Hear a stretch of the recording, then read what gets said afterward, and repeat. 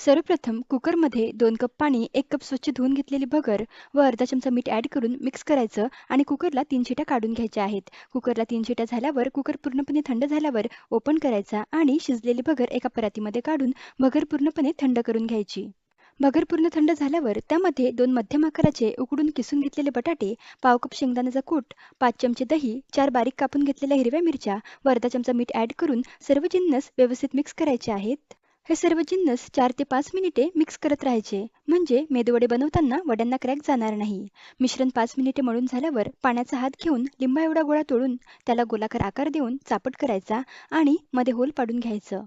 मस्त मेदूवडा बनवून तयार आहे.